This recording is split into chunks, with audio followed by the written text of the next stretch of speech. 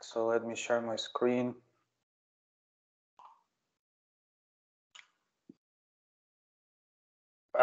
So if you remember last time we talked about requirements and agreed to start discussing the state machine of our protocol.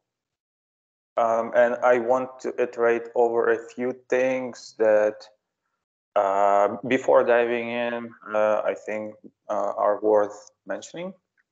So first of all, the protocol we are designing that is intended to synchronize state between two systems. It is a best effort protocol, but it's not a lossless one, meaning that two peers sending data to one another, they are not required to retransmit anything. So if something is lost, it's lost. And there is no sequence number tracking, of course, for that reason, which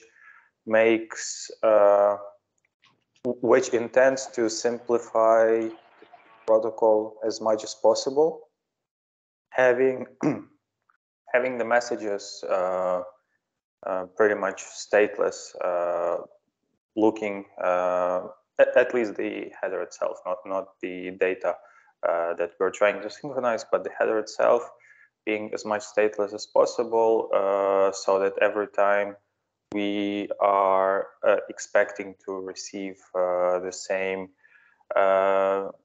data, and we know ahead of time what we expect to receive.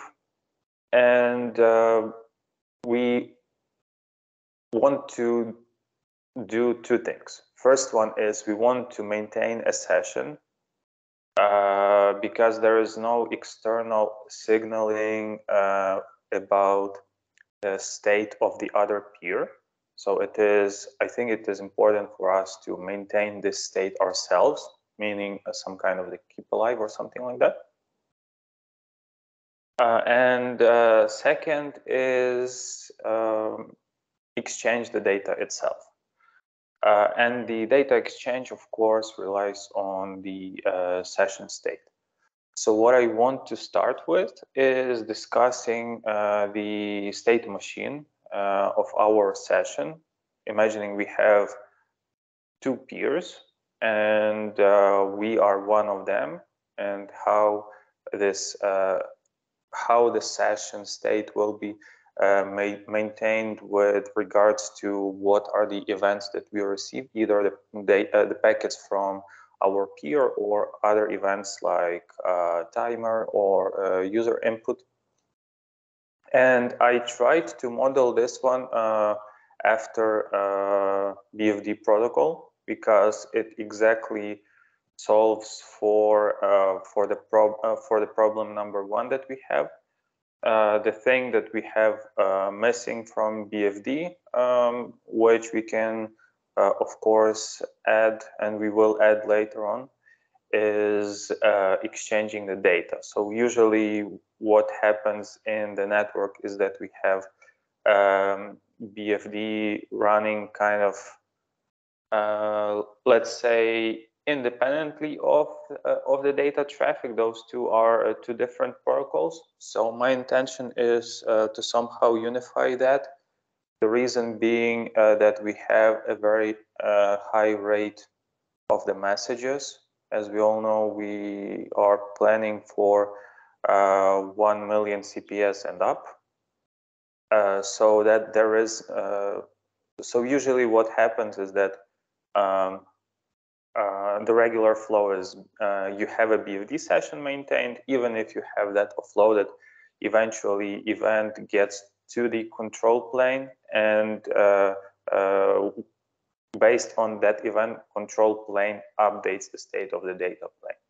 What we want to achieve is some kind of the integrated solution where, based on the BFD event, not really BFD, but our flow synchronization protocols events, the state of the data plane will be updated accordingly without without interaction with the control plane. So I think it's also worth to mention in here that the state of the, I think this is in the requirements page, but I will just reiterate it over here.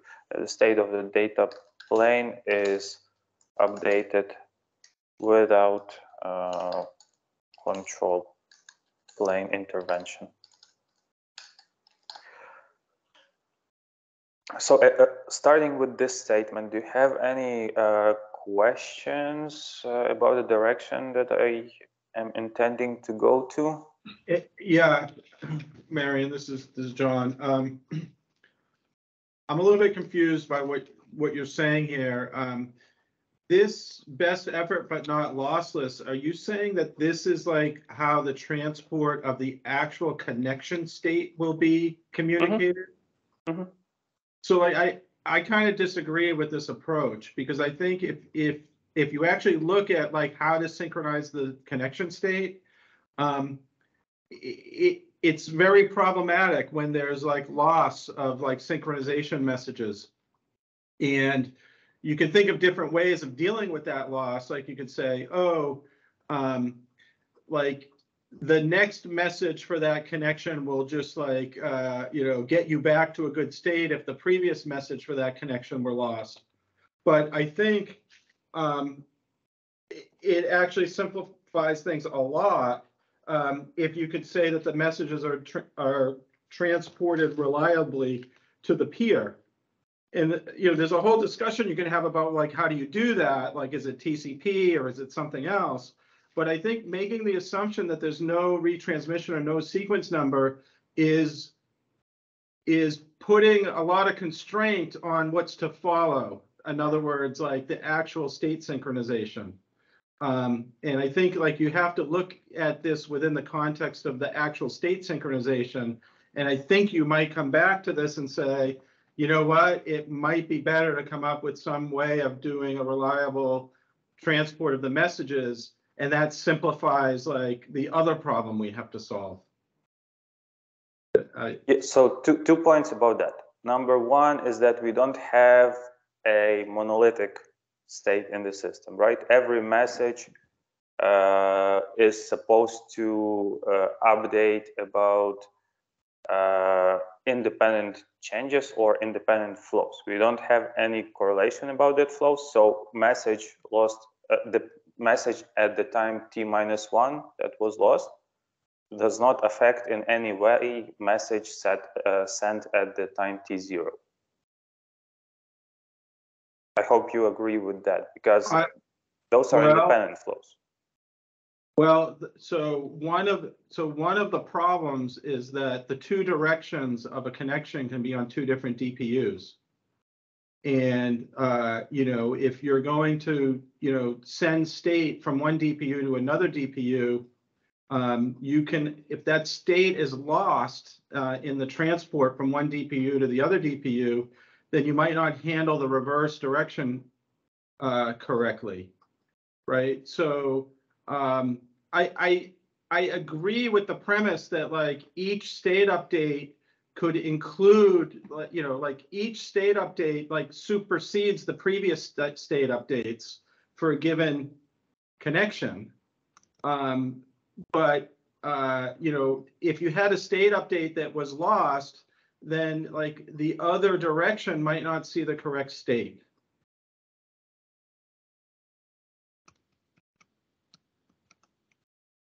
Right, but what is the downside to having a completely lossless implementation?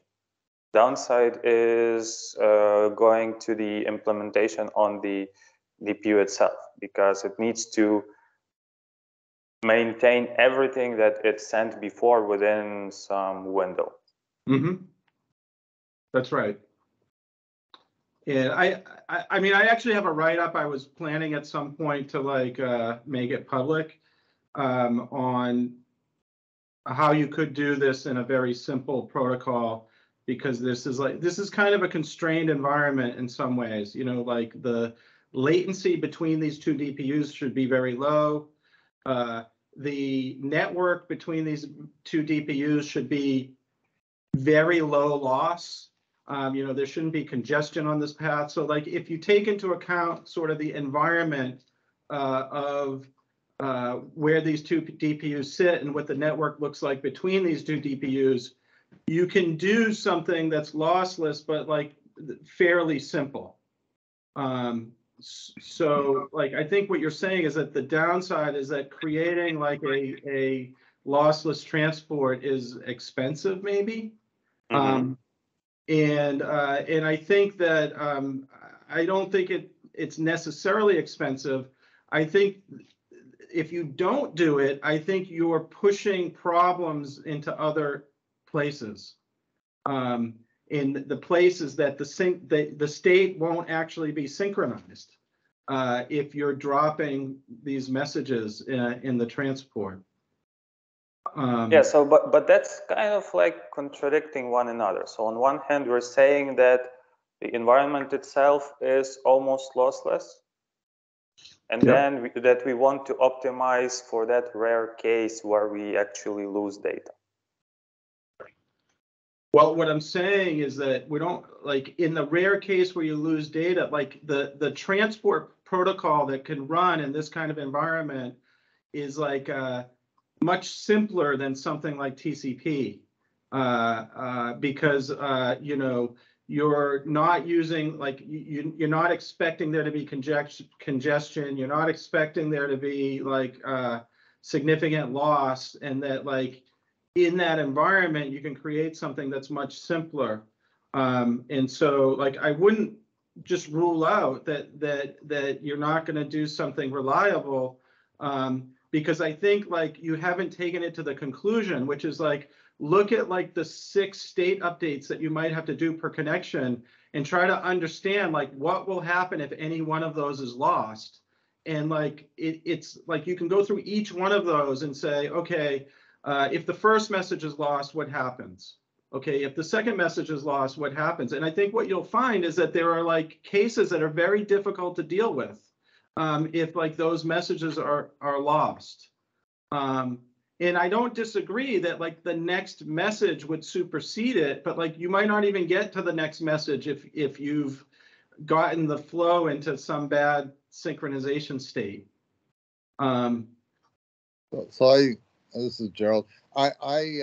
If you have a paper, I also have a paper, by the way, and it's very much related to this, and I'll release it. If not this week, next Monday, which talks about TCP connection state machines and why there's only a couple of states that matter to you when you're talking about H. I think it's very relevant here. But I also agree that if up and down are really or open and close are actually the only relevant, because everything else is actually taken care of in the state machine on the primary. You really do want reliable messaging. And I think more than just reliable messaging, you want the ability to send, multiple opens, multiple closes, maybe even in the same message. Yep. And there's good reason for it. And I talk about in the paper that, to reduce the packets per second by 30 times or more, you really, really don't want to be sending all these messages. There's only 2 that count, and you don't even want them going out like, one connection at a time, because if you really look at 5 million connections per second on a DPU, and then you multiply that by 6, you get the 33 million packets per second, or sorry, 30 million packets per second. That's just eating up all of our bandwidth for syncing. So I have a paper that discusses this, talks about the state machines, the 2 most important states, and how you can sync up them, and also why it's important to put the messages together and not be sending one message at a time. I think it's more or less going in line with what you're talking about, but having a reliable protocol there would be, more than beneficial, of course, because then we can keep the overhead low, and while still knowing that those two states are actually being transferred. So I will definitely publish it for this work group's consideration. I've written it. I haven't proofread it, so I just need a little bit more time. But I'll issue it before the next meeting. So Gerald, I have a paper where it does some math to calculate like what the bandwidth would be if you needed to do 6 state updates per connection. It also assumes that you would coalesce like multiple of these messages into larger packets. And it talks about like a reliable protocol for doing that. I'm not sure I like agree that there's only 2 states that matter. I think maybe in like an active passive kind of way where like both directions are on the same DPU and you just want to update the backup. Maybe you could argue 2 states there. That's what I'm talking about. Okay. The primary cares about all the connections, states. The secondary is just doesn't care.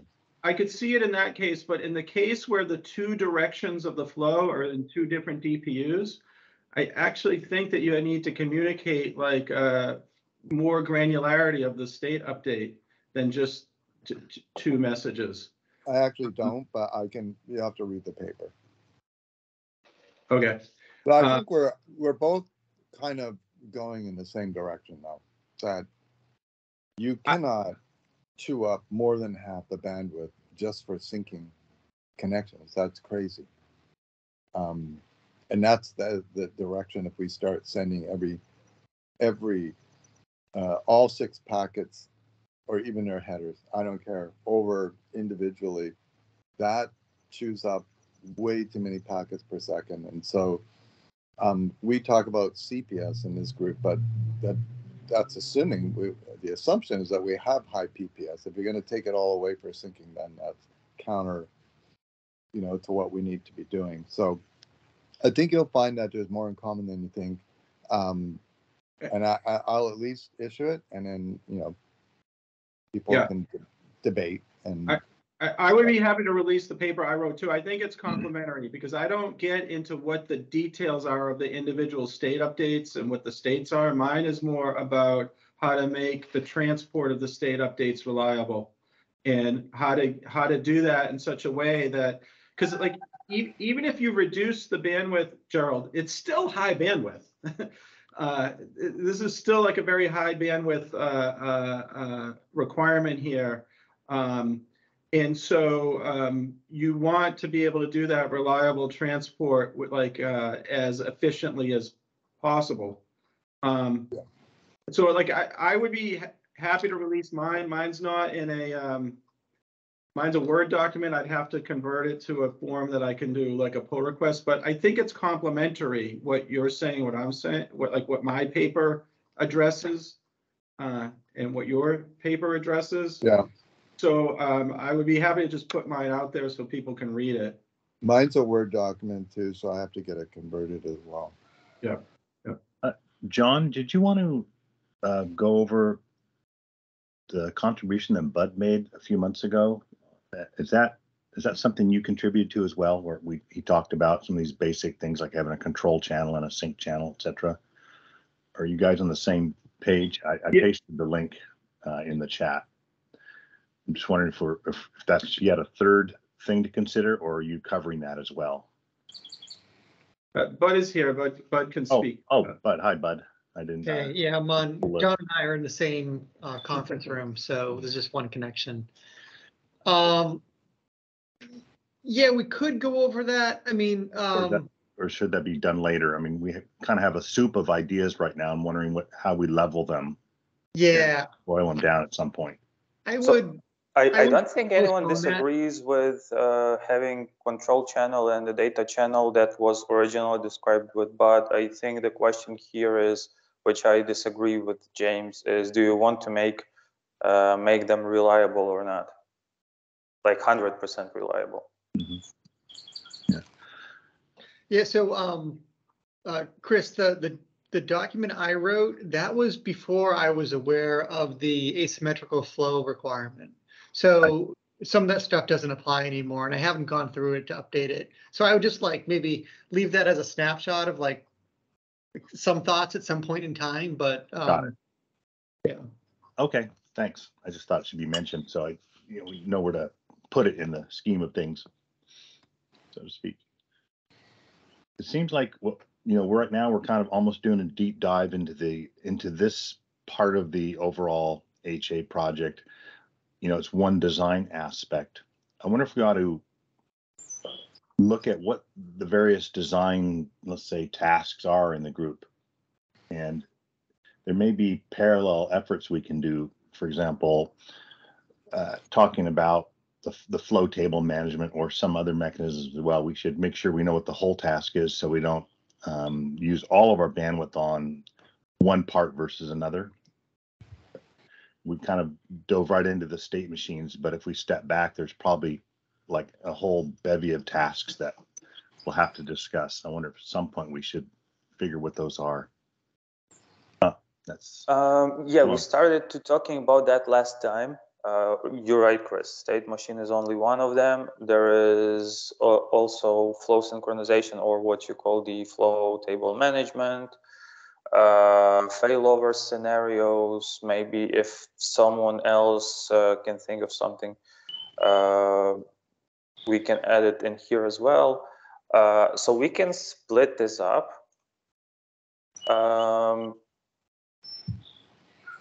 If we have volunteers. I don't, can you really split it up without having the first debates on the general idea? Also true.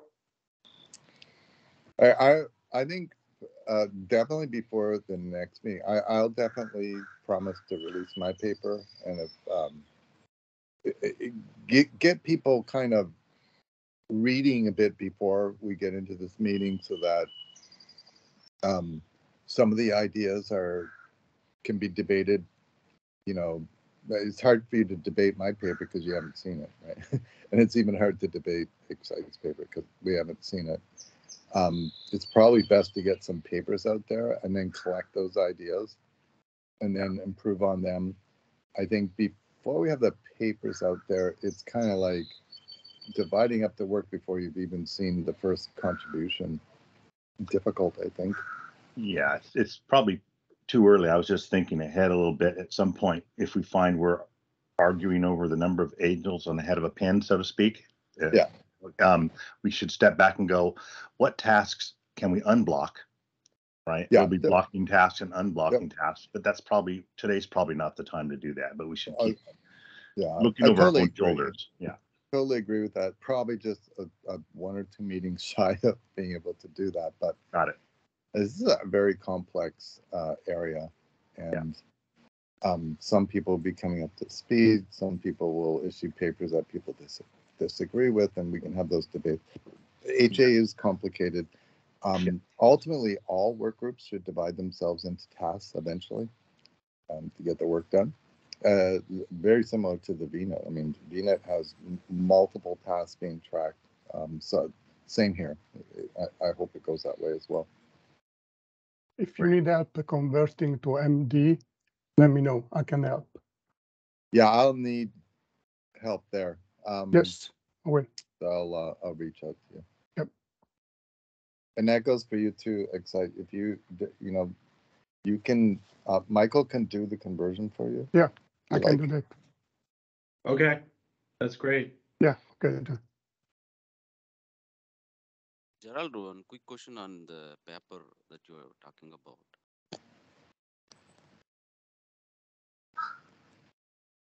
Somebody said please go ahead. So is that talking about synchronizing the information flows from the control plane perspective or data plane perspective? The paper that you're talking about.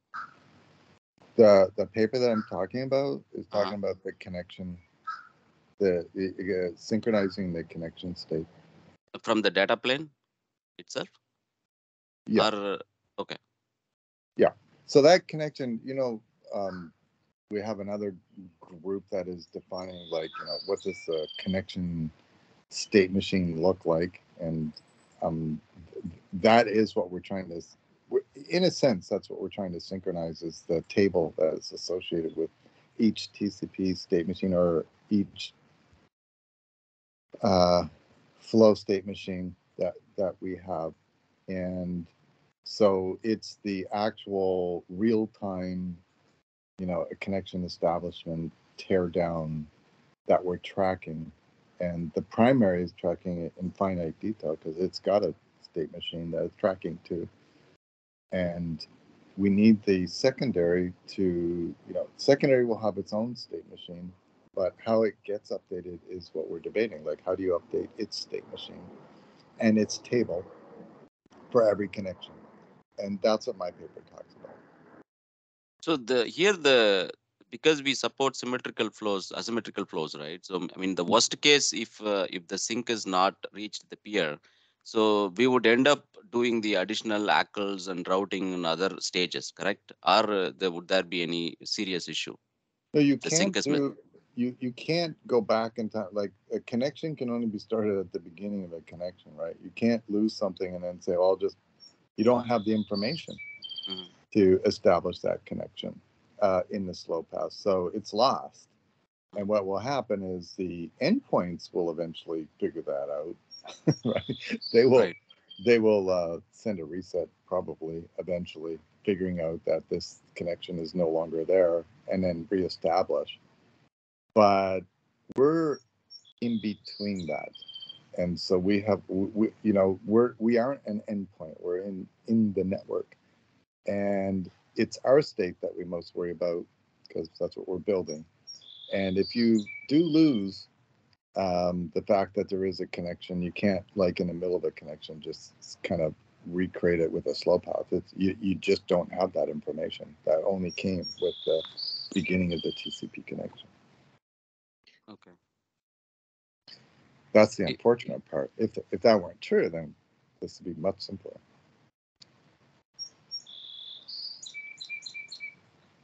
All right, so Gerald, I'm wondering here, last time Michael described the asymmetric connection where one direction is handled by one appliance, another by other appliance, where in that scenario, we would want to bounce packets from one to another. How is that supposed to? Yeah, I've never heard of that approach before. I don't know how that actually works.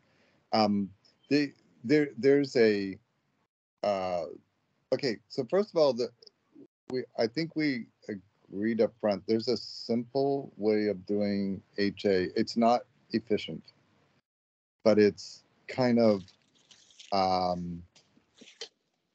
foolproof in a way, and it's kind of foolproof in that you send everything to the secondary, and then the secondary will loop it back to the primary, who will then pass it on to the endpoint. And that mode, at least for at first the SYN, I don't know if the rest of them really need to do that, but that mode we should have as mode 1, and it's it's kind of a mode that we already have tested. It's not efficient, but it is very easy to prove that it works. And then what we're talking about here as a group is mode N, which is not mode 1, the next mode, and and we could improve on it over time. So I'm calling it mode N because we could say mode 2, but there might be a mode 3. Somebody thinks of an even better way. So I just want to keep in mind what Michael's probably describing a little bit more like mode 1. And mode 1 is really a bunch of all the packets going back and forth and chewing up all the bandwidth. That's the problem with it. But it is reliable. And it will work, and it's reliable. It just chews up all your bandwidth.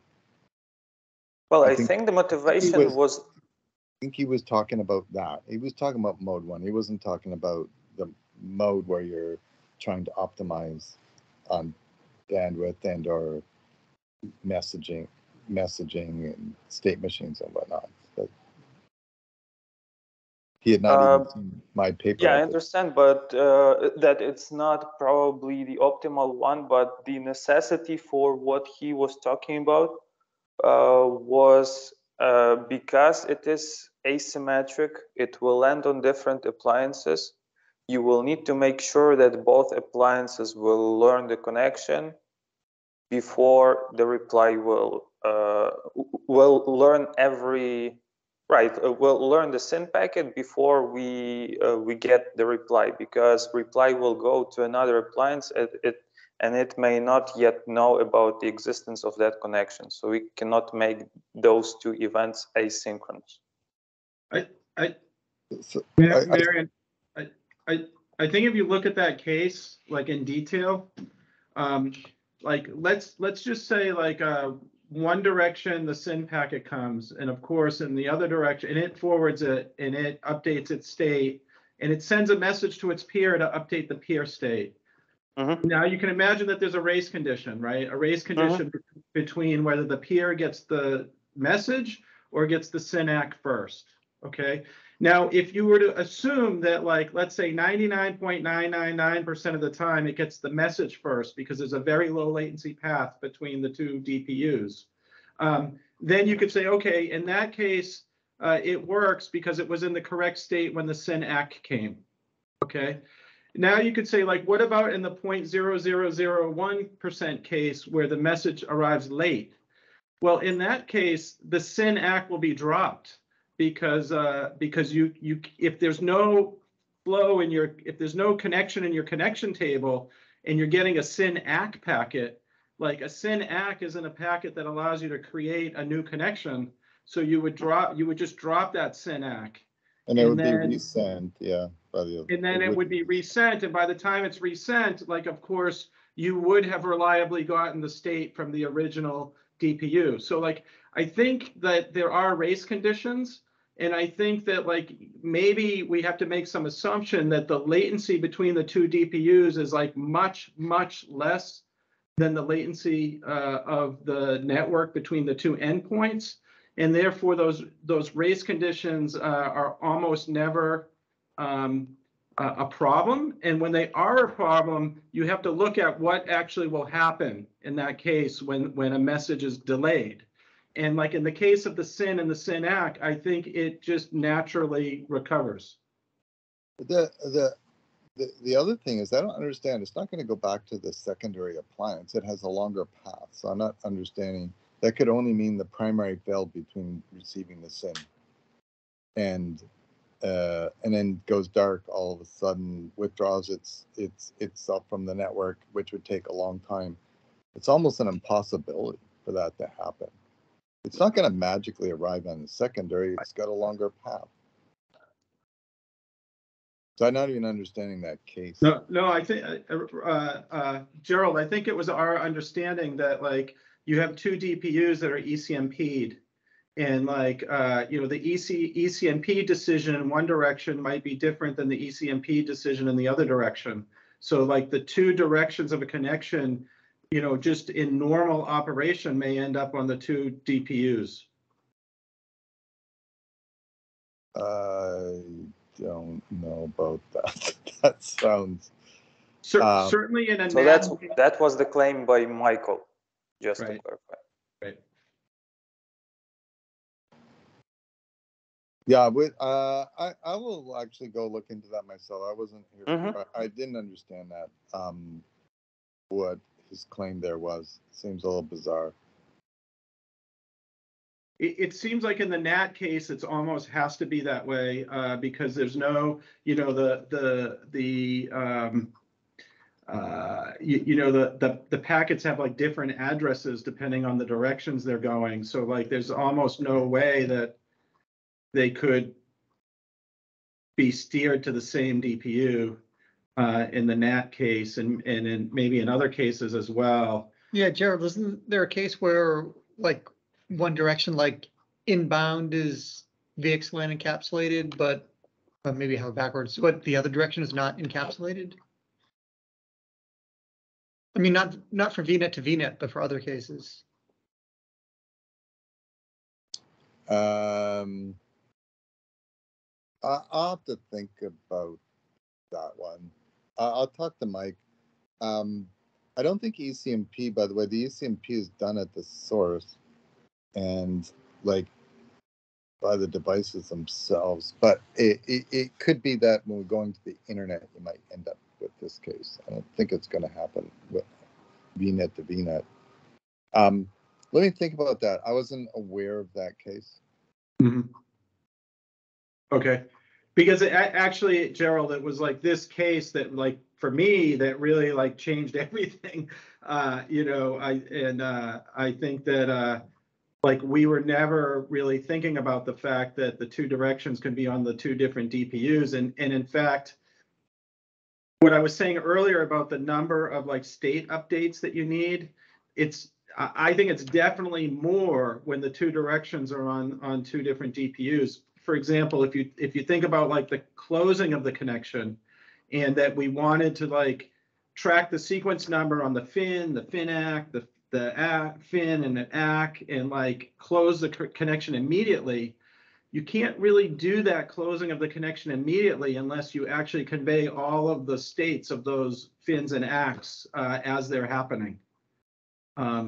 So like it really, like the number of connection, like state synchronization messages, like I was saying earlier, like I think if you're thinking like purely like each connection is active on one DPU and passive on the other DPU, then like you might be able to reduce the number of like state updates. But when you have like the connection split across the two DPUs, Mm-hmm. I don't think you can really I don't think you can really minimize it that much. There's a lot of like updates that have to go back and forth. Yeah, I not thought about the asymmetric case, the active passive case, which is what we do today, because we don't do ECMP today. But when we do, you know, ECMP may change that. So it's just something I have to go back and think about. Okay. Okay. I was thinking it as being active passive, in which case I know you don't need to track all the states, but right. I understand what you're getting at. Right. Okay. So how can we close this question, Gerald? Should we ask Michael to join next time? We can, but I don't think Mike has all the answers either. It's just a matter of gathering all the facts, and people should publish any paper you have on your thoughts, and then we'll just refine them, right? And you know, Mike's just not going to tell you exactly how to build this thing, right? Because he didn't build it in the first place, right? So this is done by a vendor. So let's just submit some papers, give something for people to look at, talk about, discuss, refine. We will end up in the right place. I don't think that we should not publish papers just because somebody finds a hole. Publish the papers so we find the holes, and then we'll figure out how to plug those holes and just go through the processes. It's not abnormal. But I don't think Michael's going to tell you how to build these state machines and how to synchronize them. Which I'm expecting to get to finalize on the requirements or the expectations to this. Yeah, I will check with Michael for sure on this asymmetric and try to, like, we should draw out some of this stuff as part of the requirement. Is like, when does it become asymmetric and what does that look like?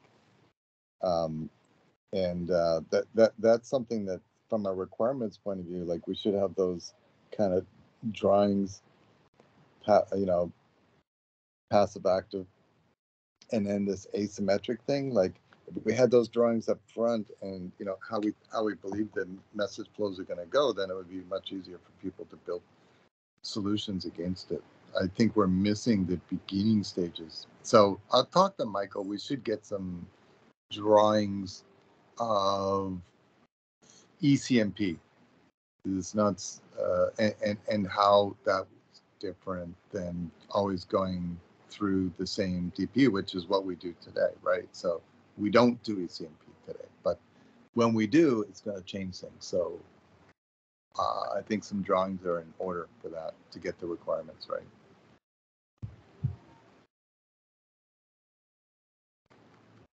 So I remember publishing some HLD in the Sonic side to make sure both the flows ends up handling in the same appliance. I think there is a order ECMP feature that we have, and I don't know if that's in place on the Leap side. Maybe the getting the landing the reverse direction traffic on the different appliances may not be the case that we need to worry about. I don't know. If you have an interesting paper we can read, can you just just do a PR saying, here's an interesting article that you should read? I wouldn't mind reading it, just as part of the exercise for us to be reading as much as possible as we develop this. That's a good idea if somebody else has thought about something similar to this as background. That'd be good. I didn't know it existed, so to put a pointer to it. I think the Sonic use case is that if we have a row of T1 switches, they will all perform identical hashing. I think that was the idea there. But here we're talking about two different looking headers in two directions, which is impossible for the switch to understand to hash to the same destination, if it's something real. Okay, Marian, can you read that HLD? I put it in the chat window. That really, talks about how do we end up getting the both the flows on the same, appliance using the order ECMP feature. Yeah, I'm aware of this one. Okay. But as I said, it makes an assumption that that the flow in two directions has the same headers. I mean, on the reversed source destination. Here we're talking about different headers due to NAT or other reasons. Okay. Yeah, so that's the difference. It's not simple source destination switching. Okay. Yeah. If it would be just like source destination swapped, we know how to handle this. But if in one direction packet is not knotted, for example, in the other it is knotted, then we are running into a possibility that it might land on a different appliance. But again, I also agree with Gerald's point. What I don't understand, I didn't expect there to be ECMP to the appliance, because decision to which appliance it goes is done by the BGP path, and the active one has shorter path. So yeah, maybe there is something to clarify. Do we want to support cases when there is ECMP? Yeah, so we don't have ECMP today, but the notion of ECMP, here's why we thought of ECMP in the future, which was that if you have large and small ENIs, it's sometimes just like assigning anything like VMs to servers. And when you have large and small VMs, sometimes you put a couple of bigger ones on and then a few little ones, and you have like 8 cores left over, but nobody asked for an 8-core VM, and so it gets wasted. It's the same with ENIs. If you have, large and small ENIs, it's possible that you can't assign, a VM to anything, because like there's a little bit of processing and a bunch of DPUs, but you can't do that unless you have ECMP. And so ECMP just says, well, we can do that because we hold a bit of the connection state on each one of those DPUs. Therefore, a big ENI spread over 3 DPUs it looks like something 3 times smaller as far as the DPU is concerned, other than the policy, but the connection state and the connection tables are divided now. And so you can get better bin packing when you do ECMP in theory, right? We don't do it today, but that's the theory, that you can get better bin packing, which makes the overall cost of the system lower. So that's what he's talking about. Like I said, we don't do it now, but it's something we want to do. So since it's something we want to do, we have to think about it now. So it's actually just not something I was thinking about personally when I wrote my paper. So I'll have to go revisit it. Okay. Yeah, did someone want to say something? I had a question. It's like maybe a little bit of a slight tangent. I don't know if it's okay to ask it now, but Little tangent, go for it. so I think like we all sort of understand that the state synchronization will use significant bandwidth. You know, if we can reduce the number of messages, if we can pack them in packets, whatever, if we can reduce the overhead, it'll use less. But even like if we optimize as much as we can, it's still significant bandwidth. And it's like not clear to me that when you have like a DPU that has multiple ports, say a 2x100 gig DPU, like I don't think you would want like all of the state synchronization messages to be going through one of the 2 ports. You would want to have like multiple streams of state synchronization messages where like half of them are going through one port and half of them are going through the other port. Does that make sense to people? So John, I think it's outside of the scope of the protocol because protocol does not pick the port. You form a header and then a data plane is supposed to pick the port, and the rules for that are defined outside. Okay, so again, I'm thinking of reliable, right? Where this is like a stream, it's reliable between the 2 DPUs. And like in that case, like you might need multiple streams, like one stream that's going to, you know, from, you know, one port of the DPU and a different stream going to the different port of the DPU so that you don't like consume all of the like the bandwidth associated with synchronizing state isn't all on one port of the DPU.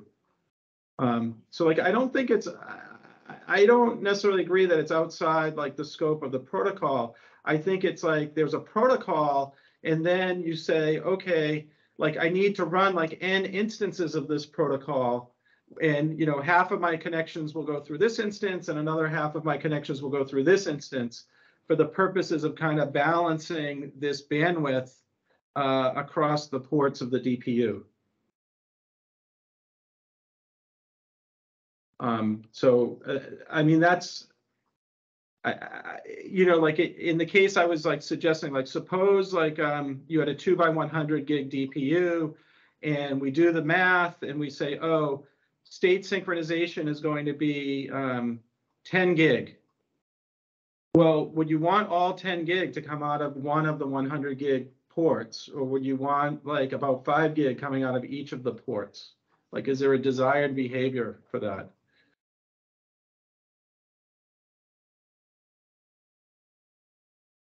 I think that's fair. I mean, obviously, spreading it would be better than taxing one of the ports. Right. So how would you split them? Based on what criteria? Okay, so you know, I don't know, like how do we route to the 2 ports? Like between 2 DPUs routing to the other, you know, 2 ports of a DPU routing to 2 ports of another DPU. Like, would each port have its own IP address for the purpose of state synchronization? You know, there has to be some mechanism to be able to, you know, force the traffic to go to one port versus another port. Yeah, so that's my question. Now, how having a flow, how do you decide, assuming we have what you mentioned, two sessions, let's call them 2 sessions. Yeah. How do you decide? Then you get a new connection learned. How do you decide through which of those two sessions you want to send the packet? Right. So I think what I think is that you could just pick one. Okay. And so long as all of the state updates for that particular connection always goes through the same synchronization path, then that's okay. You know, you just can't take all of the synchronization updates for a single connection and randomly spray them across your two synchronization paths. So you have to like bind it. And I think, you know, that could be, you know, like a vendor decision of like, you know, how they decide, you know, which path they decide to use for their connection updates.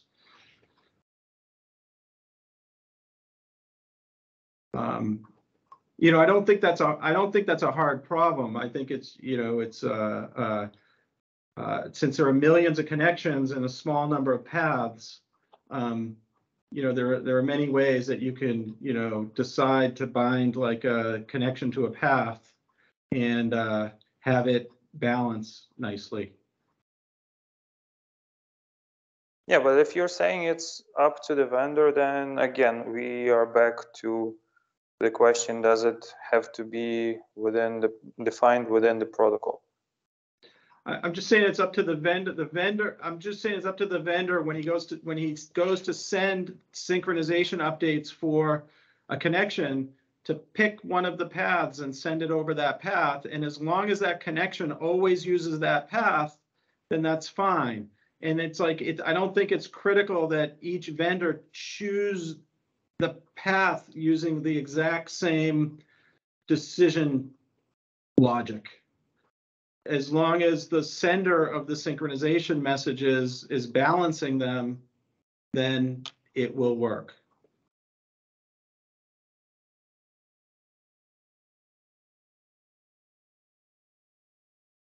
It doesn't change the protocol. It doesn't change what the messages are. It's just a method for having multiple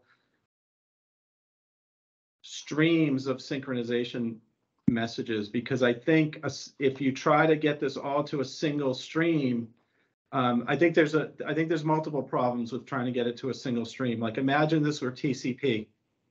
If it were TCP, you know, like it's typical that like for very high bandwidth, you can't achieve like a TCP connection of very high bandwidth. You might have to have parallel TCP connections.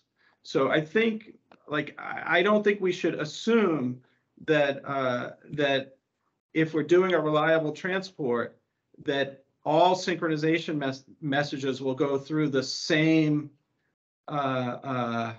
stream. The only problem with what you're saying is it's on a per connection basis, which means you can't combine connections state. No, I'm not saying that.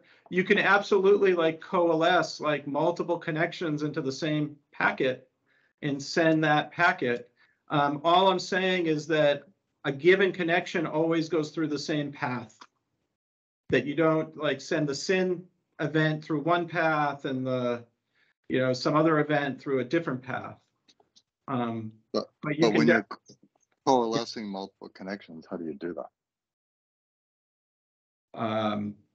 You have multiple messages that are independent of each other. They're messages for all different connections that are independent, and you just coalesce as many of them as you can fit into a packet. But you're saying they have to go down the same path all the time. So let's say I get the FIN later on and I'm trying to coalesce messages. I don't have the same messages to coalesce. So therefore, how does it go down the same path? Let's say there's a queue of messages, Gerald. Each path has its own queue. You just put the message on the proper queue, and the transport protocol is just taking the next n messages, coalescing them, and sending them. Yeah, I get it. So you're just doing a queue based, almost like you put it in, as long as you put it in the right queue, then you can coalesce whatever messages are there. Yeah. Okay. Yeah. Sounds reasonable. Probably don't you write it down? It's probably a bit down the road before getting into that, but that does sound reasonable. Yeah, I'm just introducing the notion that state synchronization might have to have multiple streams. That I think it like. Hold on, but I don't really understand this statement. Has to have multiple streams. Who defines the streams? I still haven't got this answer. Each DPU, right? So you know, maybe, you know, the control channel between the DPU says, hey, let's set up our HA with each other. And when you go to set up the HA, you say, I'd like to have, you know, 8 streams for HA. And the other end says, fine, yeah, 8 streams sounds great. Let's set up the 8 streams and start sending our synchronization messages over those 8 streams. But why does the DPU itself care if there is more than one stream? Because you can't do like a stateful, reliable sequence number based protocol necessarily and meet the packet rate requirement of doing it all in one stream. So okay, so but again, you are now you are basing your assumption on having a sequence number tracked protocol. Well, this is Bud here. Hey, I think this is really like 2 things going on. Like one is that because the DPUs physically have like 2 ports, like we don't want all the HA protocol traffic going over just one port. Well, that's true. I think that's the important point here, is we need to prevent that. Yeah. Regardless of what the messages look like or anything, we need multiple streams so that we don't have, because you may have 4 ports. Then you definitely don't want them to go over, you know, one of those ports. So I think it's valid. We want to prevent that from happening and spread the messaging across all the ports evenly. I think that, I'm not sure anybody's disagreeing with that, because that just makes common sense. Now, whether you need, you know, this next statement of you know, sequence numbers and whatnot, that's a different debate. That's actually almost getting back to the debate about what the messages should look like and how they should be tracked and the connection state machines. It's just like 2 conflated different things. No, Gerald. I don't think it's completely different, because I think like what the messages look like is kind of like the payload of this reliable transport. Like the reliable transport is like a different layer. It's the layer that's trying to transport these messages reliably. The messages are just payload within this transport. And I think like we could debate like how to do a reliable transport, but if you just take TCP as an example, like if we said, hey, you know what, TCP is a reliable transport, it works, like let's just use that as the transport for these messages. Like I would argue that if you were to build a DPU that could do 3 million connections per second, that then you would have like a certain packet rate and bandwidth like that you would have to satisfy. And like, can one single TCP connection satisfy that? Maybe. What if someone built a DPU that could do 100 million connections per second?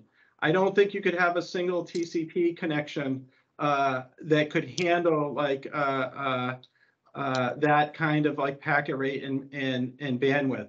So I'm just making the point that like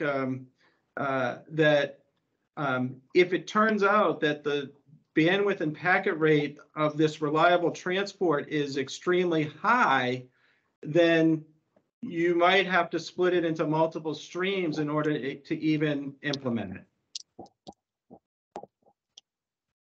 I agree. But I mean, maybe we'll get there eventually when we get to like actual numbers of like bandwidths and packet rates and stuff. Yeah, it's kind of an extension of we need at least 2 streams to use the 2 ports. And if you're doing 2, is there any limitation to doing more than 2? I mean, there could be additional benefits for more than 2 in theory. Right. I think that's going to come out in your paper though, right? I think it's a good idea.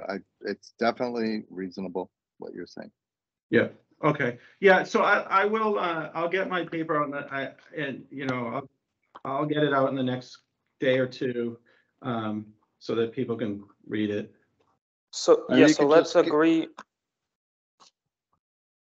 You can give Yeah, it go to ahead. Michael and he can get it translated to Markdown. We don't want Word documents, apparently. I love Word, but nobody else does, so. Nobody else in the Git community. It likes doesn't work in the GitHub. I know. I Yeah, so still since don't we're like running out of time, let's agree probably next week to go into the discussion about the reliable transport, if we need it or not. So yeah, let's have this for the next week. I think we're done for today. Hey, Overview. Marion, could you, if you feel comfortable with it, could you send out that document that you started to talk about? Yeah, of I'd course. be interested in reading it. Yeah,